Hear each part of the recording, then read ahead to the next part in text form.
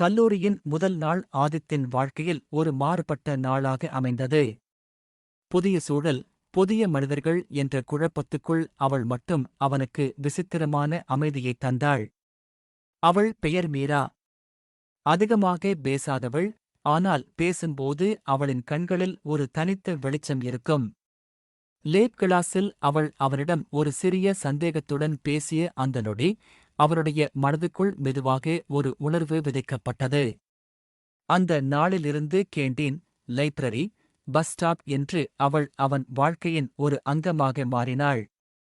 ஆதித் அவளை காதலிக்கிறான் என்பதை அவன் மனம் நன்றாக அறிந்திருந்தாலும், அதை அவளிடம் சொல்லும் தைரியம் அவனுக்கு வரவில்லை.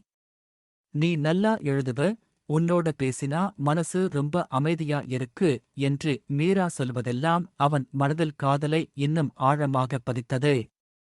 ஆனால் அவன் உதடுகள் எப்போதும் மௌனமாகவே இருந்தன.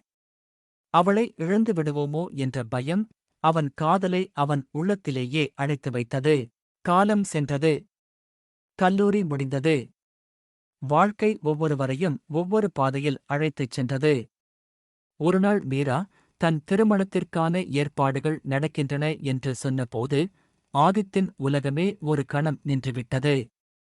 மனம் உடைந்தாலும் வெளியில் அவன் சிரித்து வாழ்த்துக்கள் என்றே சொன்னான். அந்த சிரிப்பின் பின்னால் மறைந்திருந்த வலியை மீரா அறியவில்லை. திருமணத்திற்கு முன் அவர்கள் கடைசியாக சந்தித்தபோது, "நீ எப்பவுமே நல்ல நண்பன்" என்று மீரா சொன்னாள். அந்த வார்த்தைகள் ஆதித்தின் மனதை இன்னும் ஆழமாக காயப்படுத்தின. நண்பனாக மட்டுமே அவள் பார்த்த அந்த மனிதன், உண்மையில் அவளை உயிராய் நேசித்தவன் என்பதை அவன் மீண்டும் சொல்லவில்லை. சொல்லாமல் விடப்பட்ட காதல் அவன் வாழ்க்கையின் மிகப்பெரிய உண்மையாக மாறியது. இன்று மீரா யாரோ ஒருவரின் வாழ்க்கையின் ஒரு பகுதியாக இருக்கிறாள். ஆனால் ஆதித்தின் வாழ்க்கையில் அவள் ஒரு அழகான நினைவாக மட்டுமே வாழ்கிறாள்.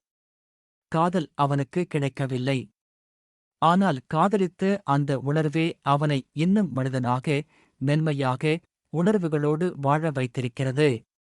சில காதல்கள் சேர்வதற்காக அல்ல, நினைவுகளாக வாழ்வதற்காகத்தான் என்பதை அவன் வாழ்க்கை அவனுக்கு கற்றுத்தந்தது.